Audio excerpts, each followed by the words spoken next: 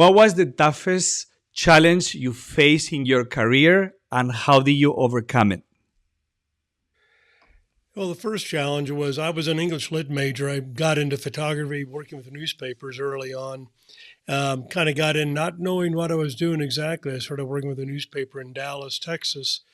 And I guess the biggest challenge was learning how to interpret what I saw in front of the camera. When I saw something occurring, I think it's the job of the photographer to translate that visually with their vision. So it's their style to convey what's happening in that world. I think that's one of the biggest challenges for a photographer.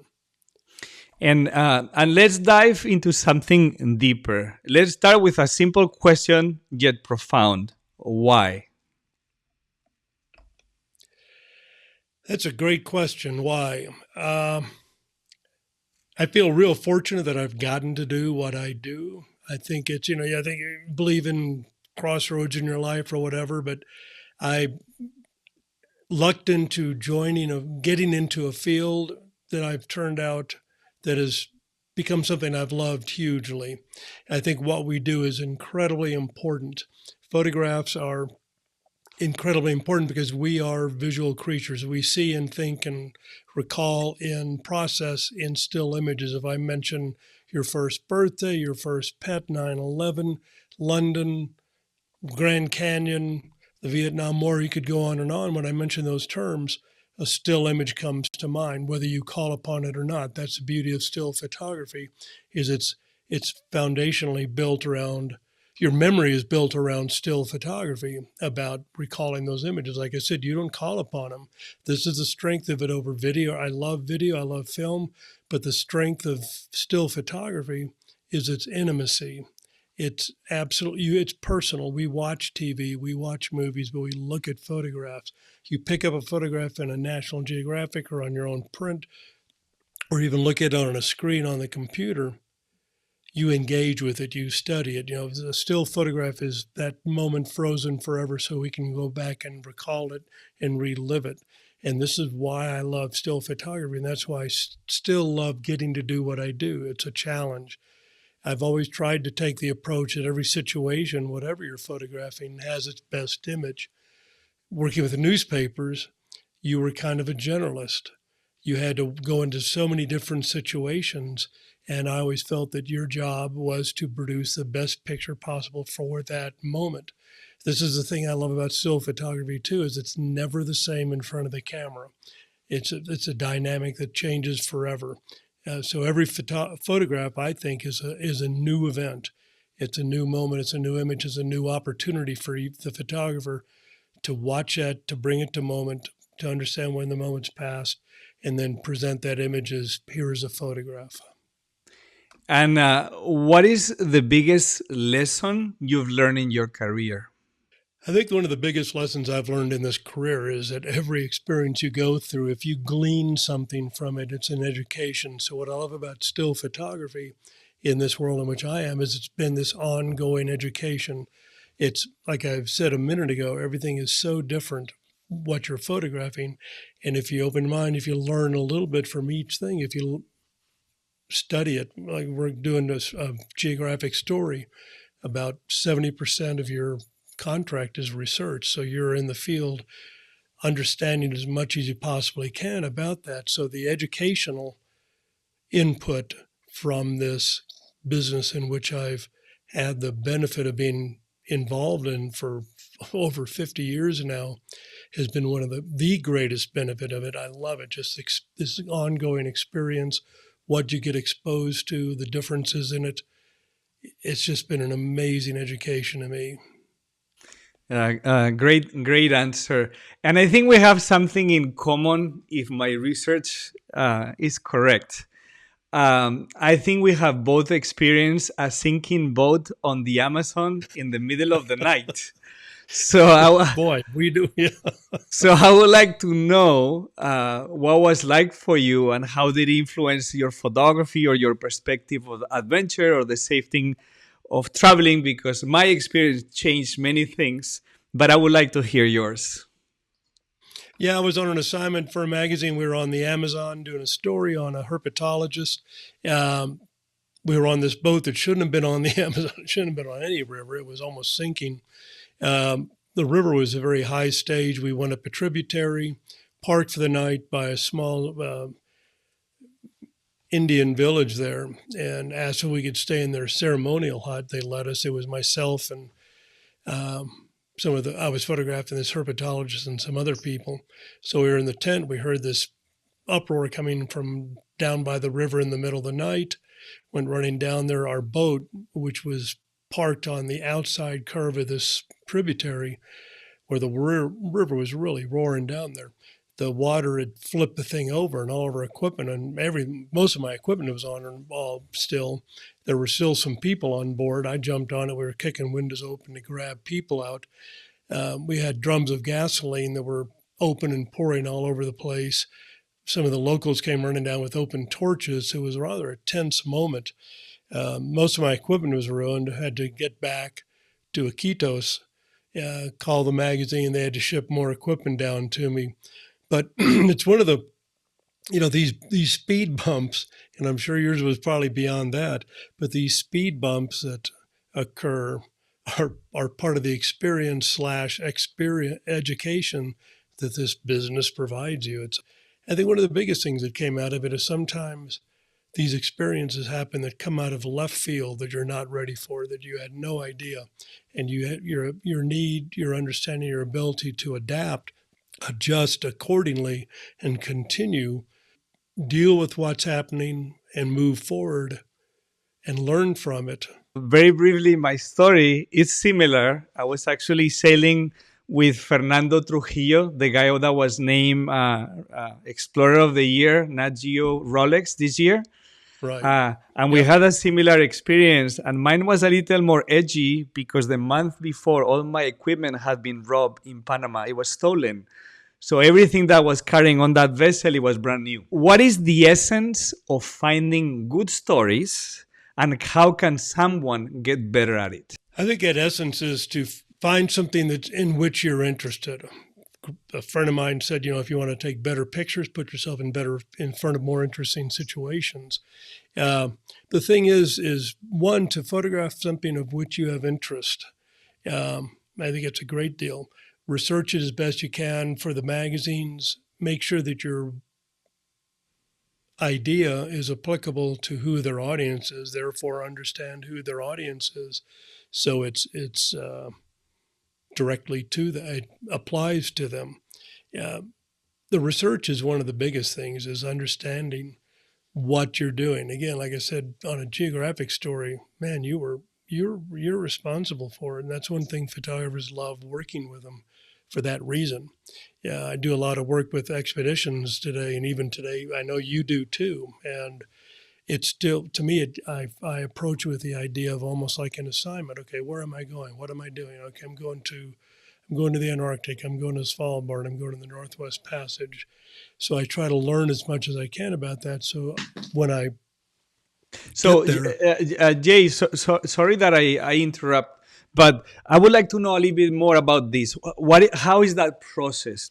So, like yourself, I go to Antarctica. I go wherever we go. So I have my own little dynamics that I follow. But I would like to know yours.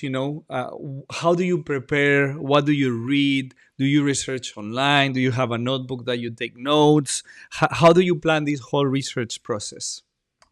All the above. You just said it, but that's really it. Is I try to, I've got an assignment to Antarctica. So I'll read the books about Shackleton, about the different explorers, about the history of the place, about research going on today. The internet's a great source of information. You don't have to worry about the Dewey Decimal System on that to get the information, but it really is just reading as much as I can. To me, maps are a great friend. I love physical maps too, because I'll get a map on the area and start looking at it. And to me, it's part of the exploration that the photographer experiences in that educational process, is looking at that, understanding where you're going, so you're not entirely surprised by what's happening. So you have a foundational understanding of what's in front of you. But again, like I said a minute ago, you've also got to be ready for always that thing coming out of left field. Many times in the field, as we know, unexpected issues, they often arise, right? So can you share a time, an assignment, or a location when things didn't go as you planned, and how did you handle them? You have every intention of going the right way. This is what you have set up. That's what you have planned, and then it doesn't occur. And it's a huge setback. So what do? Well, fall back to plan B or plan C or plan D. So your research has given you that information that so you can understand, okay, this one didn't happen. What's the next layer of information that maybe I should approach it on to photograph it from? So it's that idea of being ready, understanding what's going on so that you can move on to plan B. And if we look at your career, you said it's almost 50 years now, taking amazing photographs. What single photograph, and I know this is a difficult question to answer, which photograph do you think encapsulate your greatest achievement or challenge, and what is the story behind that particular photo? Well, it's interesting. Like I could start to say, well, this image, and then I start thinking of this other image. And it's like, well, are you speaking of from this perspective or from the idea of a story or a single image? As I have so many different photographs that I think are powerful and that stand the test of time. I think that's one of the biggest criteria, most important criteria for a photograph is can you look at it a year from now, 2 years from now, and it still has strength. I have a number of photographs I still love that I look back on. I look at some of the work from early days, won the Pulitzer. I think there were some powerful photographs from that made a difference because I think the job of a photojournalist is to bring a situation into the mental grasp of the audience so they get a feeling for what the place looks like, smells like, feels like. Some of the Pulitzer stuff I think was important because a lot of these viewers were never going to see what this war was like firsthand. So this was the ability to take them into that world. Again, that frozen moment is so powerful for the viewers. You think as other famous photographs from history, how impactful, how they have changed the course of history from some of the photographs from Vietnam and all that these incredible photographers took. But I look back, I've got my own favorite collection of pictures that to me, they kind of keep standing the test of time. But it's really interesting, too, to see the maturation that your work goes through.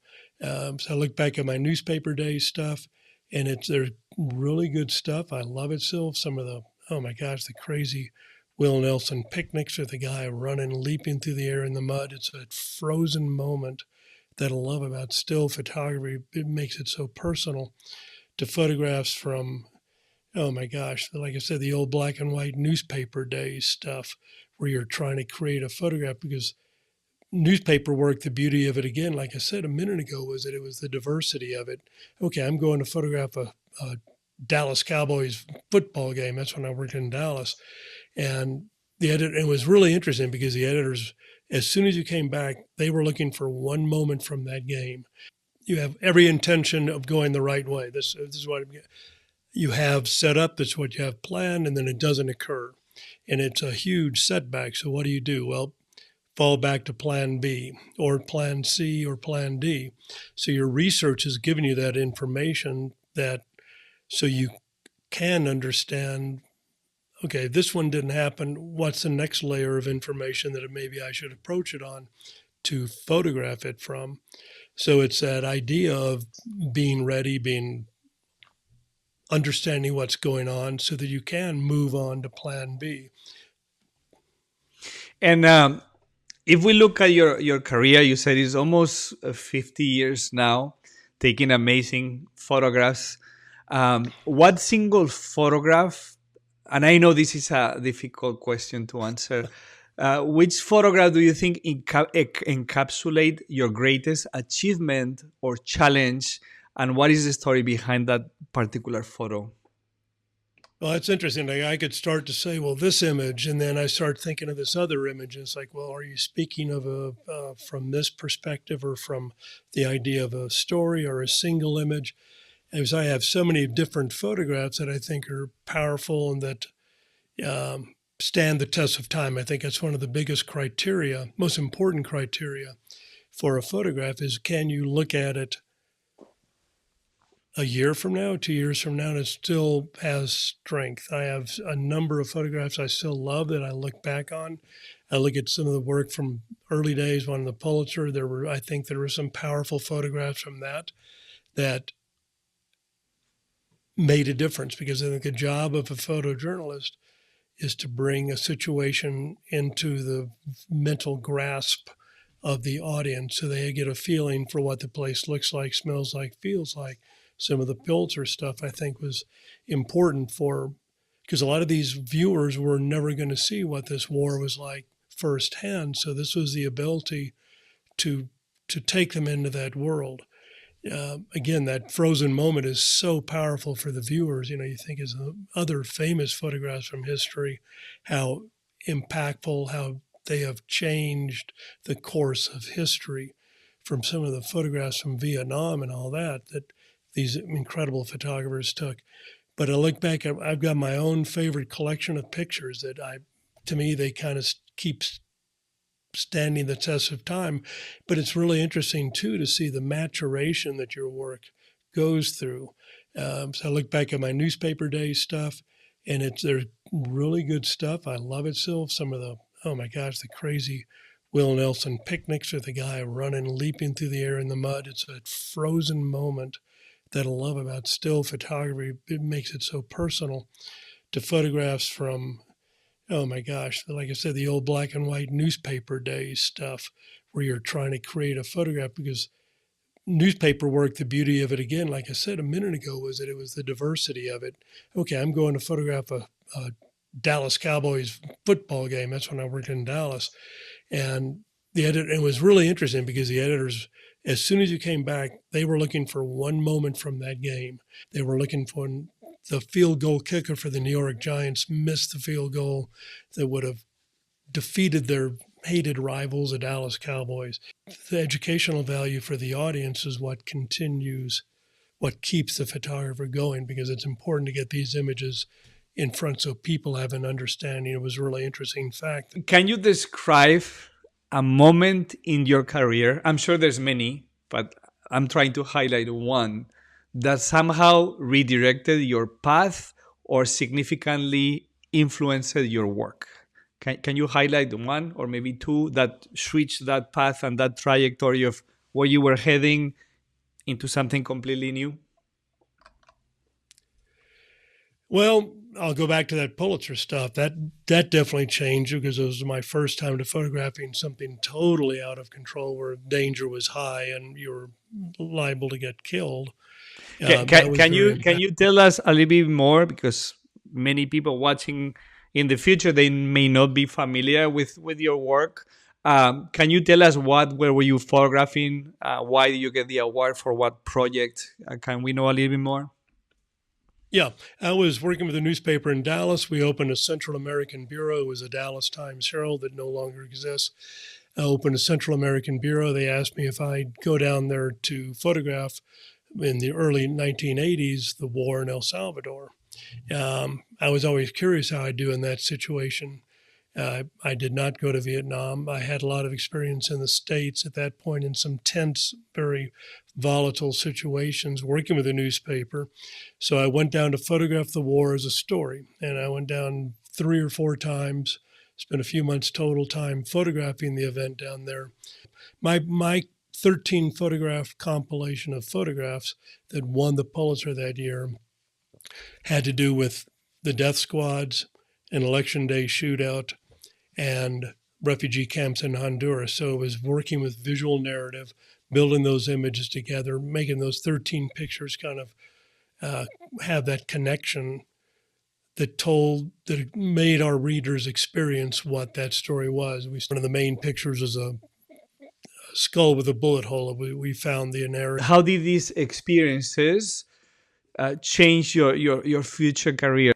having experienced all that was there were, you'd wake up for months after that in a cold sweat from some of the things. I was nearly executed one night and I was shot at directly. It was not romantic. It was no music playing in the background. I knew two photographers who were killed down there. It was very eye-opening to me to see this, to experience your own mortality, but also to realize that coming out of that, to bring these pictures to an audience, told them what this place was about. After I won the Pulitzer, it obviously was that's a major event in one's life. But this business is one that it's like, okay, wonderful. What can you do for us now? You have a few minutes to enjoy the photograph, the pictures, and then you move on to the next thing. These situations that we photograph as storytellers, they're complex and they happen in complex settings. How do you navigate the ethical considerations when you photograph individuals that they're having a hard time, they're going through probably the worst moment in their lives? What is your approach? This is a really good question. It's one of the toughest parts of this whole craft is how do you, when you step in front of somebody that is going through something that is horrific, when do you have the right to put the camera up and take their picture? And it's that the realization that you are the eyes and that conduit to your audience for what's happening in this place. At times, I've put my camera down in situations when it was just felt too invasive. So you're constantly making that call as a photographer on when you have the right to press the shutter and when you don't have the right to press the shutter. But it always comes back to is photography records who we are and the experiences we go through. The camera's a huge tool. It's a weapon in many cases, and I think a lot of regimes of dictatorships and other political environments have realized the danger of a camera. That's why there have been so many photojournalists killed in these latest events, the Iraq, Afghanistan, Hamas, Israeli thing going on, because they realize the danger of a camera, because it's no longer safe to wear the press shirt necessarily, because it often makes you a target. So it's really tough to know, but it comes down to understanding what you're photographing, understanding the importance of it, and conveying it to the audience. Wonderful answer. And let me ask you like a broader question. Can you describe your thought process when choosing a shot? What goes through your mind? I know it happens in all of us right now, almost automatic, but if you had to analyze and describe the steps that you think your neurons are sending messages to take action, how do you think it happens?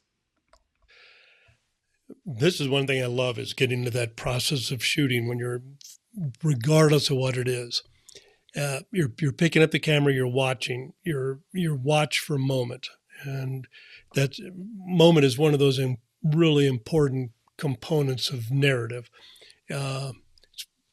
because it brings the power, brings the energy. So you're watching for that, and sometimes the moment you're watching for is a quiet little flip of a hand, or it's a wide receiver going up for the football. So you put the camera to your eye. And we do our own photo workshops, and we tell our participants that when the camera goes on around your neck, you're immediately seeing and thinking photographically. So I think what we're always looking for is moment. And you are watching it transpire, and the camera's set, the camera's ready for kind of what the situation in which you're going. Here are my settings. And then you move forward. Then it all becomes and I love it when you know that equipment so well that it gets out of the way. The camera's a tool. That's all it is. It's a conduit. So I think your job is to put that camera to your eye and just watch situation change and evolve and build to the moment. And you also need to understand when that moment is done and move on, or either stay and or stay and continue until that moment occurs, or know when to cut your losses and leave. But it is really that process of watching, understanding that camera's your viewfinder. Your viewfinder is your canvas, and your job is to build that image. Given the pressure of the pressure that we find the nature of some photographic assignments, what advice would you offer new photographers on managing that initial stress and maintaining that focus while on location? Yeah, I think it's really easy to be completely overwhelmed if you get an assignment for a magazine or any one of your first ones, especially like. So I think the big thing is to maintain direction. The research gives you so much foundation for this, and to me, you always have to go back, because it's when you were shooting for Geographic Story, you'd be hanging yourself way out there, and they'd give you every inch of rope in the world to hang yourself with. But you had to maintain, what's the theme of this story? I would always go back to what story am I telling here? What is my job to convey? So it'd always go back to, what's my story about? And that clarification is often huge for me, that remembrance, recalling what that is about. So my job is to tell that story, and I think that's one of the more important considerations in this. And do you think you could highlight some of the common problems photographers may run into when they're on assignment, and how would you help them get better? Yeah, I think one of the first things is, you're walking into many situations with a camera around your neck, and that's hard to be subtle, I think, sometimes like that. So,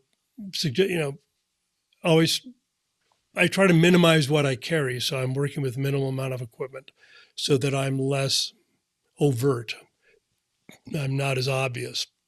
And then I'll try to get somewhere early so that I'm part of the background, I'm part of the scene when it's happening, and stay with it. And when you're photographing people, that's a tough thing to do. So people will give you signals very quickly if they want to be photographed or not.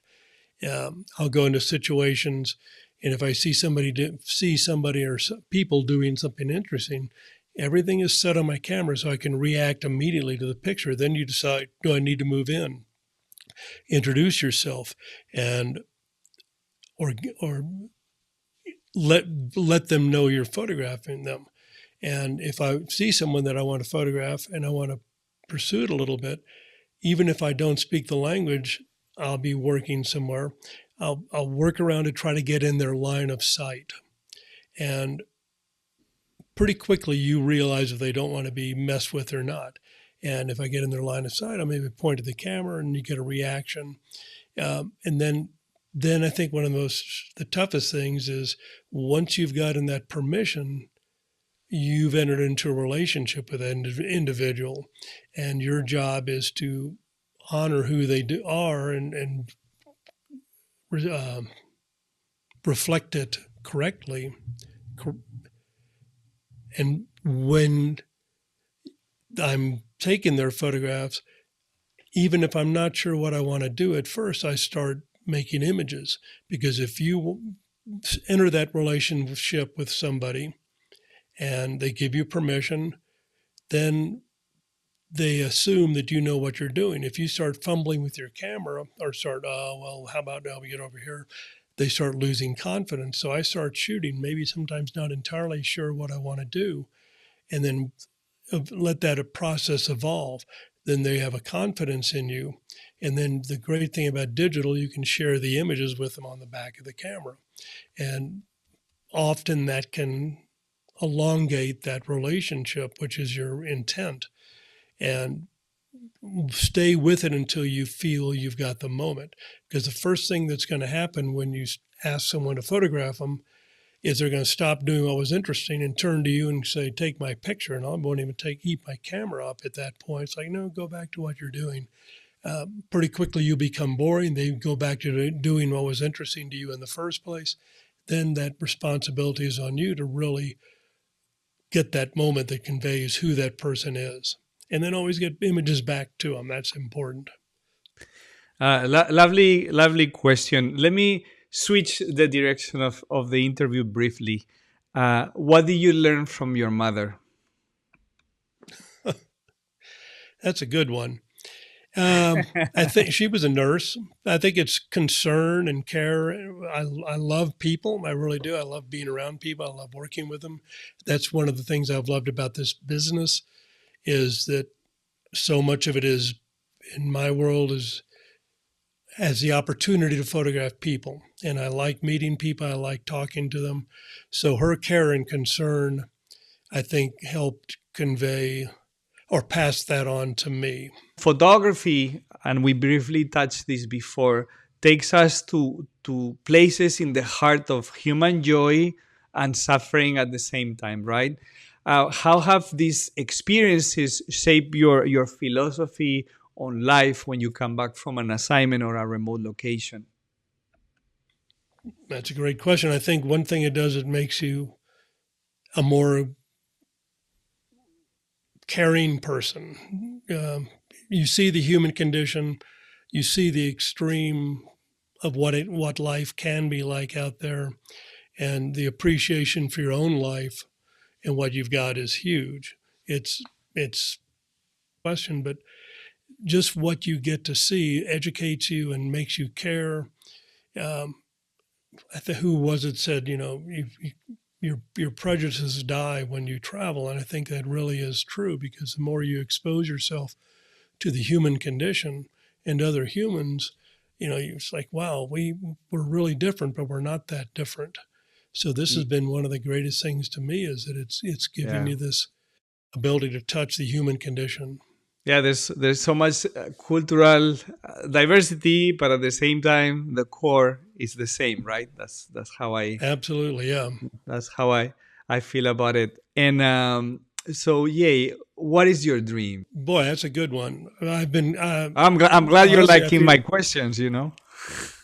Well, and I think looking back, I'm living my dream. I'm astounded by what I've gotten to do in my life. Uh, this ability to create images in the world of publishing, especially where people look at your work, or you share your work, or even through the expeditions when we build those slideshows that we share. You're building something that you want people to go back and look at again and again and again and be taken back to that place and time and moment by your image. And I think that's a huge responsibility of the photographer is to convey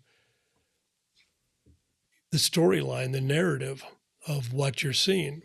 So my dream is that my pictures will continue to inform and educate and engage, and that people will enjoy them. And I think that's one of the, I look at other photographers' work who I respect, and it just amazes me when I see this body of work. And my dream is that some of my images will become part of that people's memory. That when they think of a place immediately, like I said, that importance of still photography by its instant recall is that when someone thinks of, wow, I saw these lions in South Africa and they were drinking water, or I saw this kingfisher on this branch in this lyrical looking scene with this painting almost like thing, or these different moments. I think that's what I hope, I dream people will recall from my work. How would you describe a photograph to someone that has never seen one before? Boy, that's a good one. Photograph is a physical entity that we can hold, that we can look at on a screen, that records forever, that freezes forever that moment, that lets us go back and study it and engage with it and look at the subtlety of it and the intimacy. It just records forever a moment so we can study and look at it later. And looking back over your career, what is the most valuable life lesson you've learned through your photography? I think the most valuable life lesson I've learned is, like we said a minute ago, that we're not that different. And by, I've been 150 something countries, and the experiences with humans, as you get past the subtle differences of language or whatever else, that we're all generally caring, engaging entities. And this has been one of the things I've loved the most, is this ability to meet people and share who we are. And I share who we are through my photography. And Jay, having photographed highs and lows of humanity, how all those experiences have influenced how you view society. Wow. I think there's hope because like I said, we're not that totally different. From the highs and the lows, from abject extreme poverty to war-torn situations to the other extreme, is there's not that much difference. The more you travel, I think this globe really does become smaller and smaller and smaller. And photography has kind of sewn that all together for me, so that I feel like it just completes the whole process. And can you share an experience where a significant failure turned into the greatest success? Holy cow. Yeah, there have been pictures, I think nobody said it was going to be easy, Jay. Nobody said it was going to be easy. I know it. I'm not there. I'll go so far into this one. There's some things I won't reveal, but it's on assignment for one. But yeah, and photography is all about moments. I was on a shoot and I was photographing something. I'd gone back to this place very far away to get to for this particular moment. And everything was set up perfectly. And I let someone come up behind me, distract me for a minute to look around to see with my eyes and not the camera the moment occurred. This happened 40 years ago. And I swore to myself I would never let myself become distracted again like that. And sure, you're going to miss moments, but I think it was such a powerful moment to me as a photographer. A depressingly low moment, but with such an education to it. I've always thought, it's a failure only if you let it be a failure. It's a lesson otherwise. So I try to take that into a lesson, that my job is to keep that camera as close to my eye as possible so that I'm able to capture the most powerful photograph I can of that moment. I hope that is some kind of an answer. Absolutely. And of all the travels you've done with National Geographic, which place changed you the most? Ooh. Wow, that's a tough one. You almost have to say cumulatively all of them, because to me it's just that it's a process of building, and look at this experience, and this, and it's almost impossible to say it's one. It's an easy out for me, but it really is.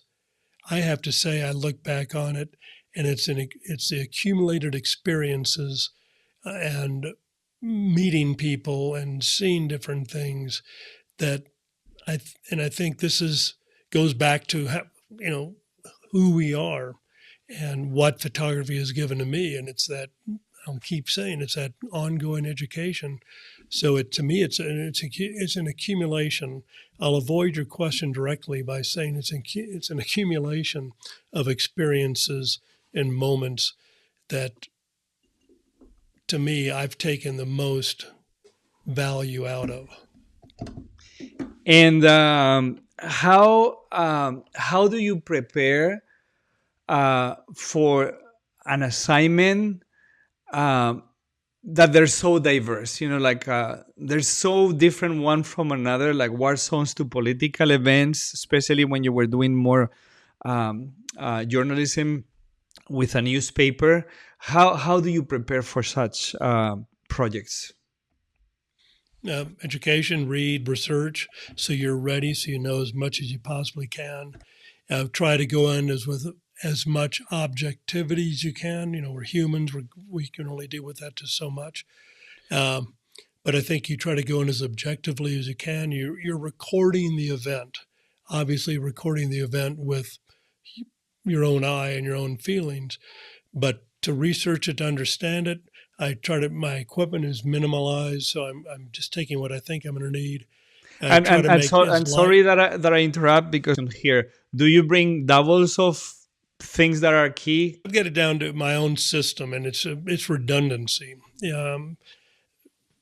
I love digital, but I remember reading years ago that one of those, you must be aware that you will have failure in a hard drive. It's not a matter of if, it's when it's going to happen. So I try to have redundancy. So I've got everything down pretty well. My world is about making things smaller.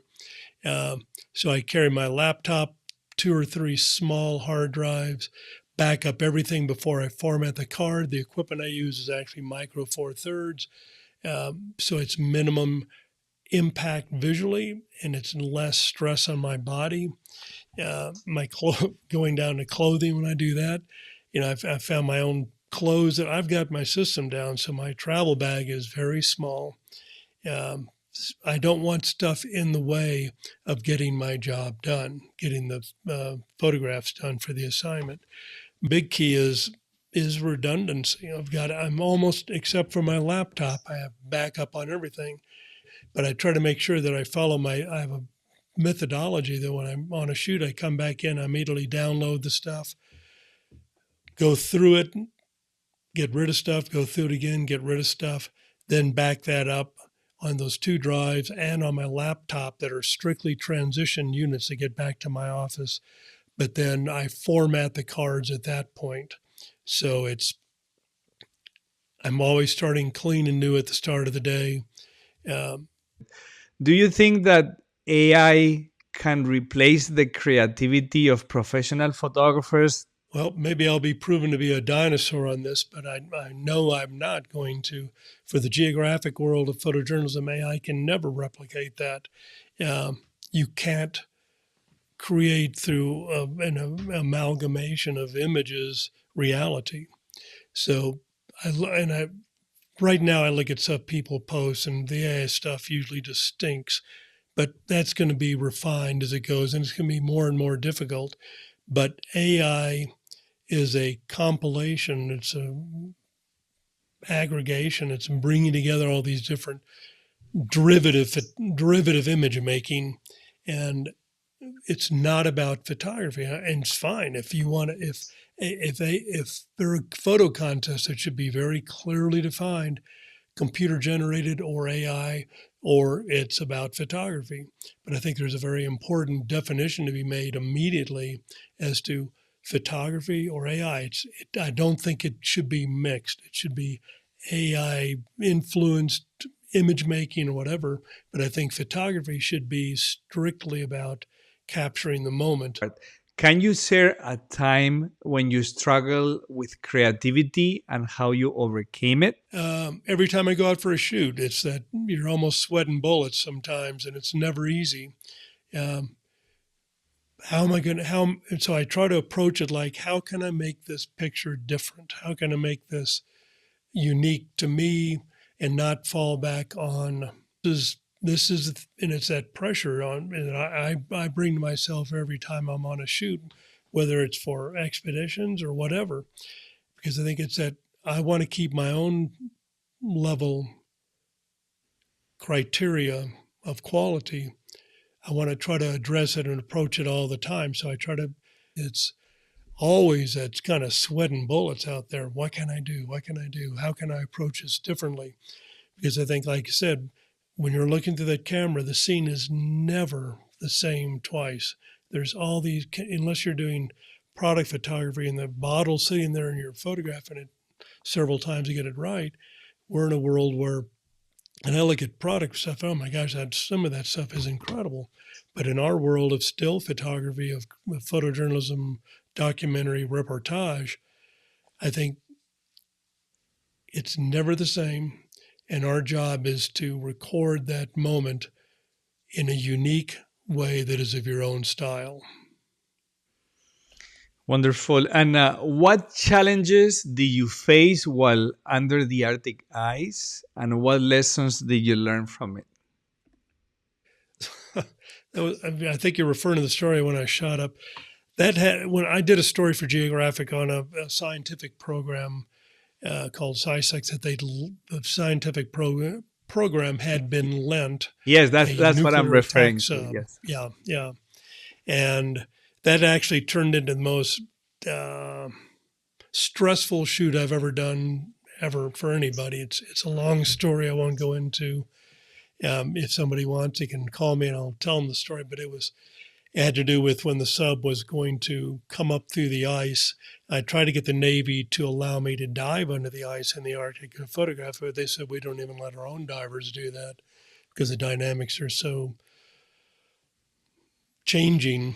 So I was going to have 3 chances to do it, to photograph the sub coming up through the ice. I flew up to Barrow, then we went out quite a distance onto the ice to an ice station. We were there about a week. I was working with an ice captain to go find the spot where the sub was going to come up through the ice.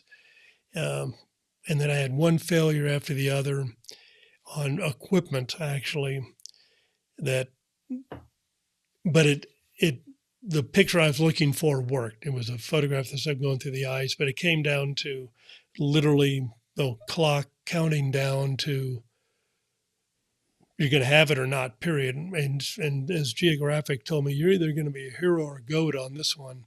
But I wasn't quite a goat, but it worked. But it was, again, it was such an interesting thing. That's what I love about it, the experience. And when the phone would ring, or when the phone does ring, and I look down and see area code, it's like, and it's Geographic 202. It's like, okay, what life-changing experience am I going to be offered? And it's one of the most exciting things about, so you pick up the phone, it's like, okay, here we go. And you sure don't want to turn many of those down, because you weren't sure what else was going to come along. But so it's, you picked one, you nailed the head on that one, Kike, because that was the most stressful shoot I ever had. If you have an hour, I'll tell you the story sometime. Yeah, I would like to know one day the behind the scenes. Not right Yep. now, but I would love to know the story. And let me ask you something else. I don't know if you know that part of myself, but I write children books and I donate them in remote places. Mm-hmm. So my last book is called Water Girl, and it happens to be focused on the South Pacific traditions, Melanesia, a part of the world that I absolutely love. So what I want to ask you is, what was it like to live in a Stone Age village for National Geographic? And if my research is correct, it was in some of those areas that I have included in this children book. So I'm just curious about how was that experience for you?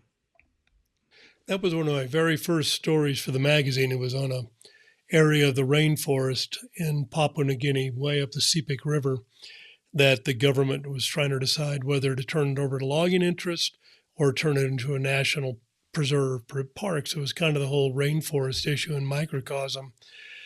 It was really interesting. Again, I did all my research. I actually ended up working with the writer, which is kind of rare when you're going somewhere with them, because generally we work at different paces. But it was intriguing because it was going into this, a very, very, very primitive village, fit into their lifestyle. One of my first assignments for the magazine, I worked with the Bishop Museum out of Hawaii to get to do a trek deep into this rainforest, this incredible place. Got dengue fever while I was there. So it was one of my first experiences with that remote a culture.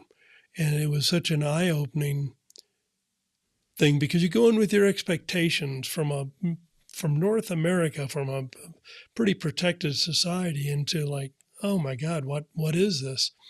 And it was just very, very eye-opening to me to get to see that. Very, very true. Can you name three people who have significantly influenced your life? Wow.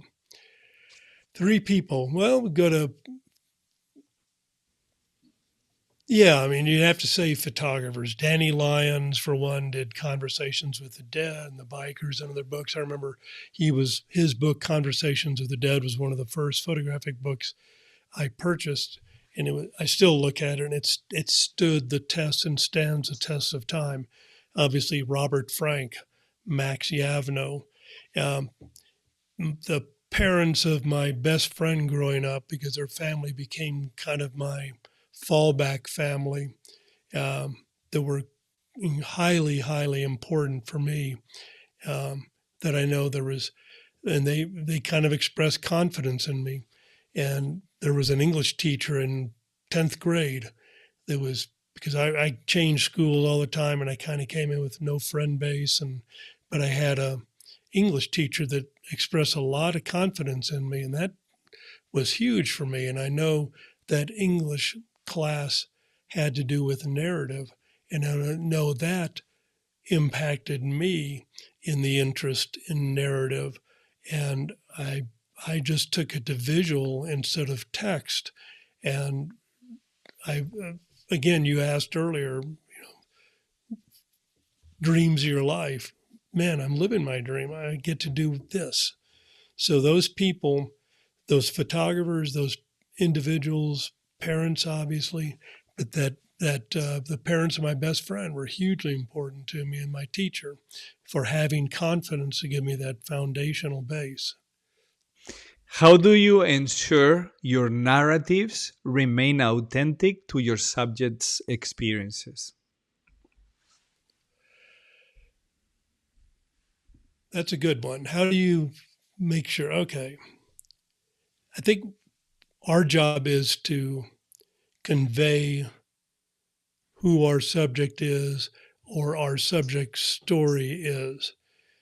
Again, research and all that is so critical to it. But going in and understanding as a human, and I think this is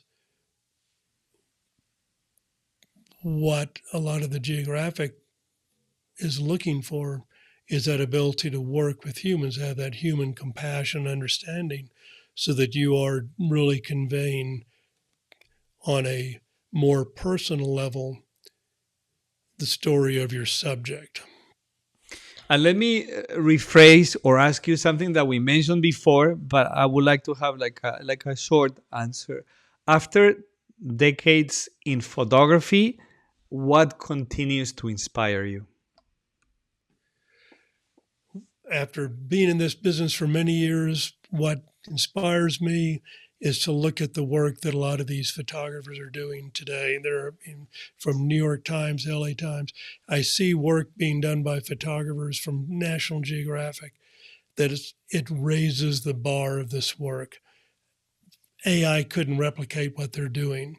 It has to be on that personal level of the individual, having the care and concern and the ability and the creativity to put into an image all those components. So seeing all these people that are carrying the flag forward is, because like I said, I look back at my own work from early days to what I'm doing now. It's changed. And what I'm seeing these young new photographers coming along doing is so inspiring to me, to think this banner is being carried. And we're sadly coming to an end. So I have a couple of additional questions. I see Reflections with an Accent as a time capsule. What key ideas or lessons would you like to share with future viewers? That what we're doing with photography is very important. We're recording our history at this moment in time for future generations to look back and experience. Newspapers early on didn't like Wall Street Journal used to not use photography because they had to deal with photographers, and now they have to do it because we are visual creatures. That is important. So understanding how important what we're doing for future generations obviously goes on to the next generation. And I always say, never stop dreaming. In all my communications, all my emails, is always the same for me. How would you express this concept in your own words?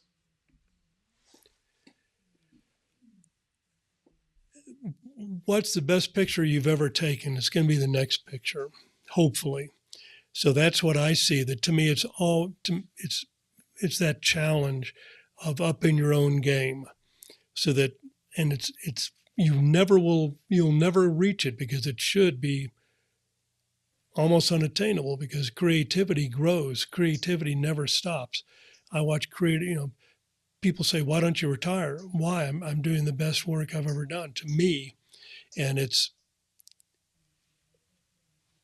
exciting, it's engaging, it's important.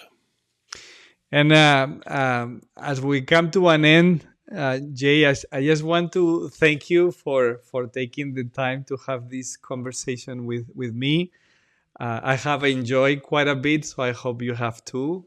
And yeah, we're coming to an end here. Thank you so much. I hugely appreciate you giving me the time here. And hopefully the audience will get something from this.